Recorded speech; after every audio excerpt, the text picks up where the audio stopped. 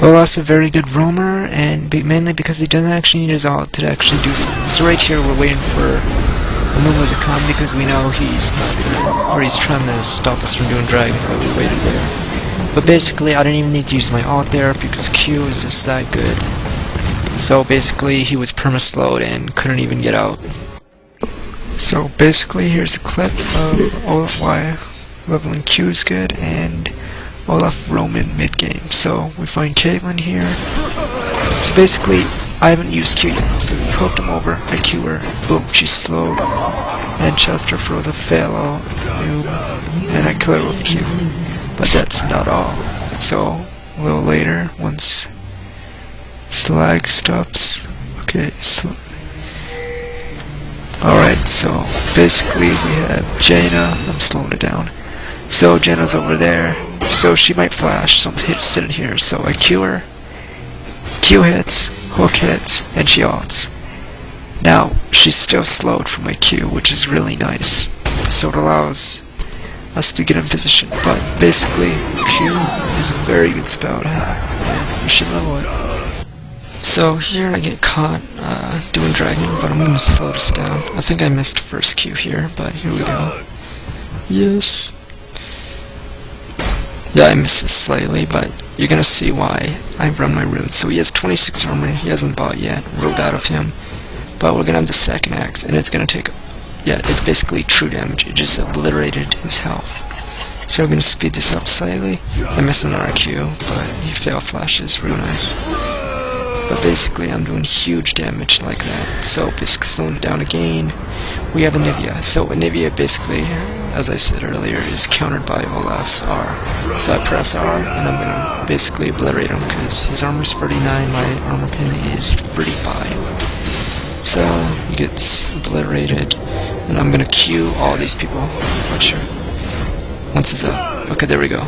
Chug. And it basically cuts through both of them, and he's dead. So basically, armor pin OP. So 2 kills later, nothing special, just the more obliteration. And that's another thing about Olaf, he actually has range unlike, say, Warwick and Amumu, who basically have to dive in order to do damage. Olaf can just throw axes whenever he pleases. So basically, there you go. I can run away too, because I'm just that resilient. And I'm gonna see. This is what I mean by range. See, I'm gonna throw an axe over the wall, and it's gonna hit Shen, who's gonna taunt him. But yeah, so it hits him, he's damaged some more, even though I'm far away, and they're both gonna die. So as I said, time and time again, learning how to Q with Olaf is vital. So here, I constantly spam my Q while I chase, so I can keep her slowed.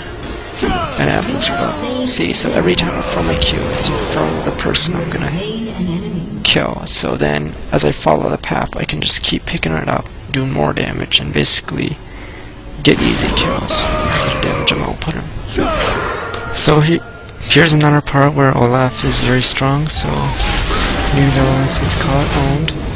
But here, we just show the power of Olaf. So right here, I'm acting like basically 2 or 3 of them at once, doing huge damage, and I'm barely taking any damage myself because I am lifestealing it back. And they're really OP or whatever. But basically we get a lot of kills because I can basically spam my slow every time I pick up axes. That's another thing to know about Olaf specifically is you have to pick up your axes in order to get more kills because it turns your Q basically into one of the best skills in the game because when you pick it up, it basically has one of the lowest cooldown times for a range steal in the game, and you can do your slow game, basically perma-slow someone.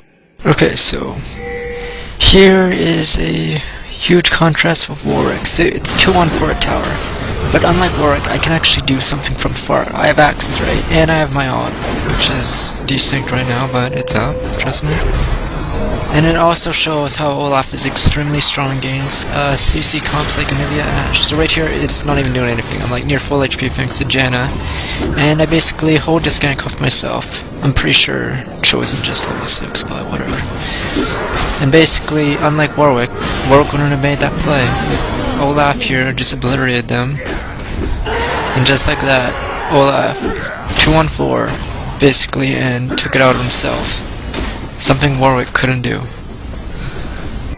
So since Olaf's a bruiser, he's really good at just diving in through entire teams and basically decimating them while taking little damage because he can't be disabled. So basically I spam Q here, spam E, and basically in the fight the entire time, and I'm still alive. And so mid game, Olaf is just really good. So late game, this is basically what I'm going with so much. Basically, he's this machine when he's just a bruiser, like right here on lifesteal, and thanks to my auto, reduced damage by 40, and I basically tanked them all, and I'm still near full HP. Olaf is really good late game. Out of all the junglers, he's probably the only one who could have done something like that. I mean, if I was new, I'd probably die.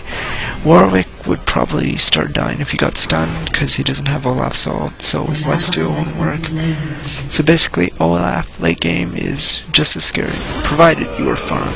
Otherwise, it's slightly worse.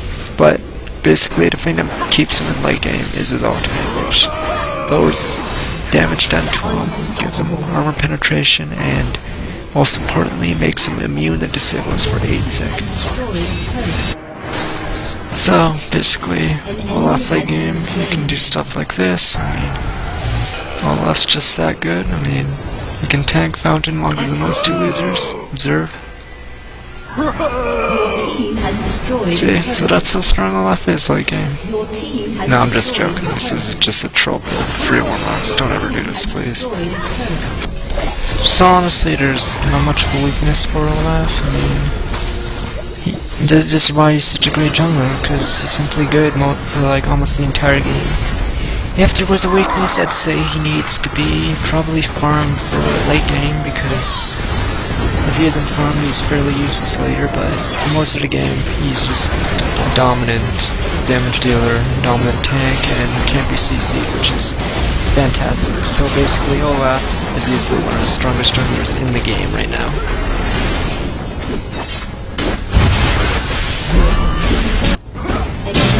So basically, that's about it for Olaf. There isn't much else to say about him, but to say new. He's basically a bruiser, you basically Q people, you basically E them, and he's really good against CC. But all in all, he's still probably one of the best junglers in my opinion, and can't go wrong playing him. So hope this guy taught you a thing or two and showed you that Olaf is indeed a very good jungler. So thanks for watching, and you can see the item builds I have at the text version at soulmid.net. So see you there.